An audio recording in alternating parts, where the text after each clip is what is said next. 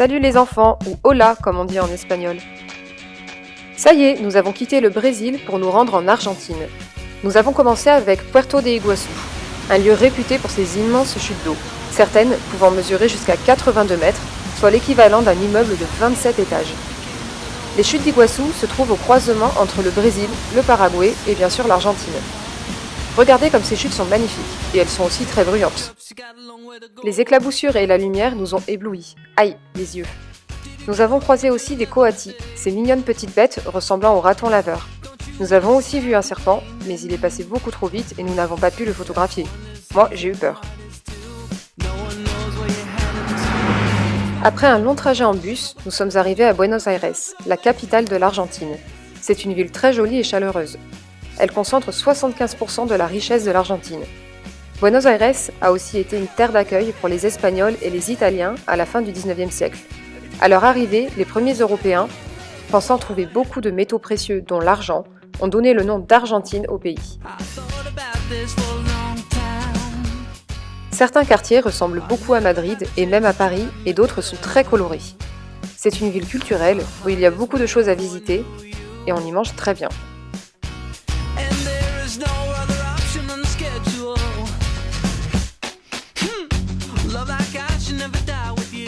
Nous avons ensuite pris l'avion pour rejoindre la péninsule de Valdés. C'est une presqu'île qui se trouve dans la région de la Patagonie. Mais au fait, qu'est-ce que c'est la Patagonie ? La Patagonie, c'est cette région que vous voyez ici en orange, partagée entre le Chili mais surtout l'Argentine. C'est grand comme 2 fois la France, mais il n'y a pas beaucoup d'habitants. Ils sont seulement 1 700 000, soit 40 fois moins d'habitants qu'en France.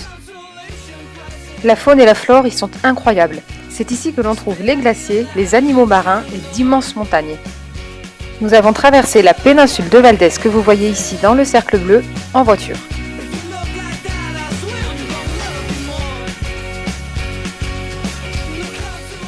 Quels animaux voit-on dans la péninsule de Valdés ? Nous avons vu de nombreux animaux.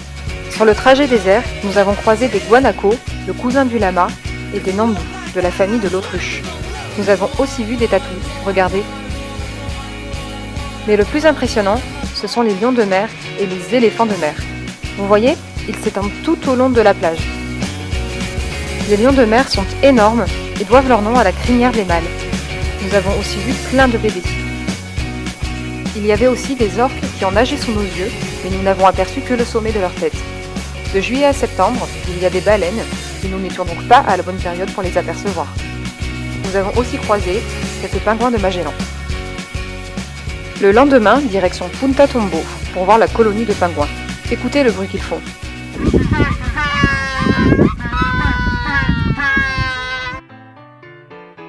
Ils se réunissent chaque année sans que personne ne sache pourquoi.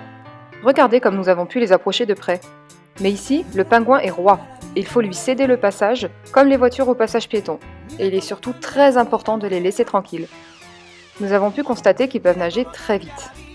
Nous avons passé un très bon moment en leur compagnie et les paysages sont magnifiques.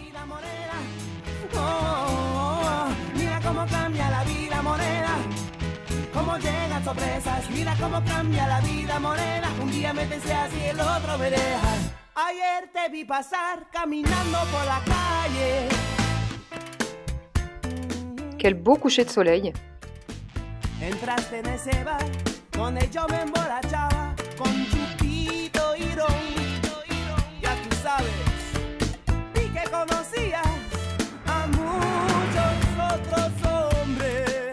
Nous avons ensuite pris la direction de Ushuaia, appelée aussi la Terre de Feu.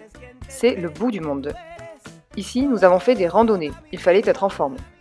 Nous avons vu de beaux paysages et surtout beaucoup de lagons, dont la couleur bleu turquoise est magnifique au milieu de ces montagnes enneigées.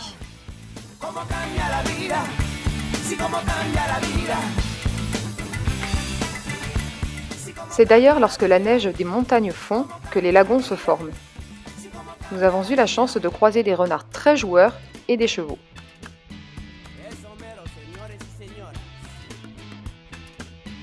Raphaël s'est aussi fait un nouveau copain.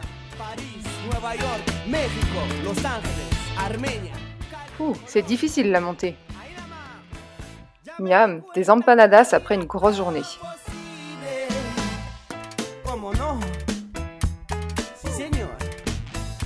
Nous avons eu la chance d'entrer dans un glacier et même de l'escalader. Nous avons eu bien froid. No, no, no, no, no. Lo que debe cambiar, cambia. Hay que ir pa'lante. Ensuite, direction El Calafate, une ville réputée pour son célèbre glacier, le Perito Moreno. Ce glacier mesure 14 km de long sur 4 km de large, soit la taille de la ville de Bordeaux. Il avance tous les jours de 2 mètres sans que l'on s'en aperçoive. Le glacier est vraiment grandiose.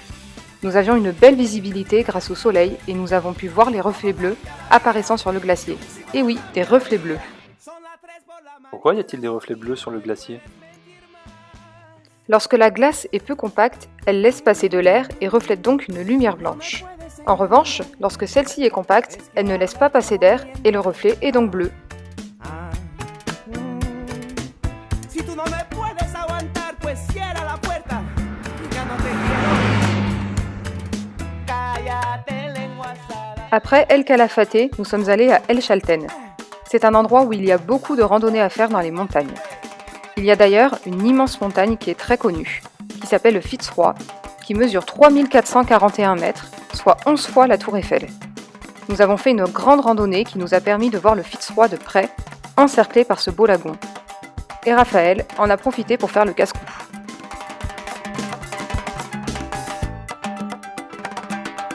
Rumba metálica, señores y señoras.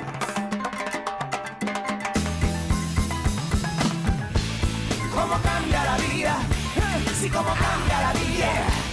Cómo cambia la vida, sí, cómo cambia la vida.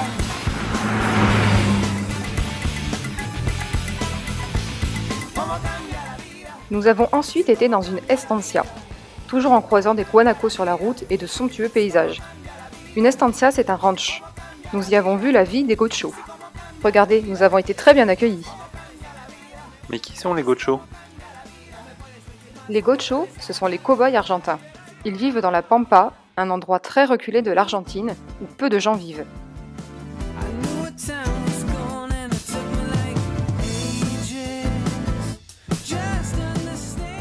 Nous avons eu l'occasion de voir des chevaux et de les monter. C'était super.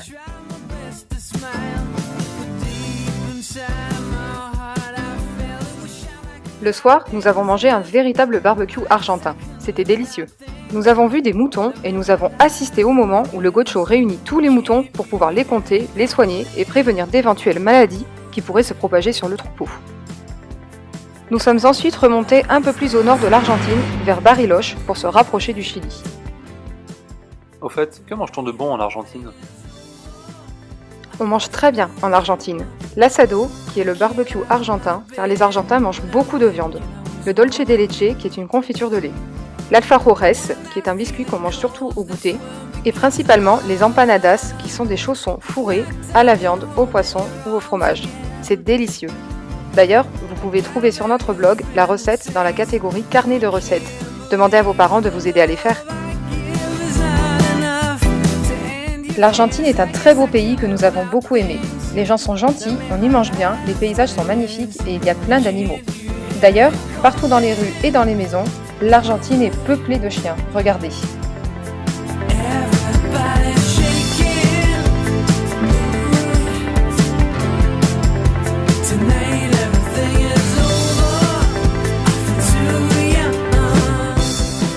Nous vous disons à très vite pour de nouvelles aventures au Chili cette fois.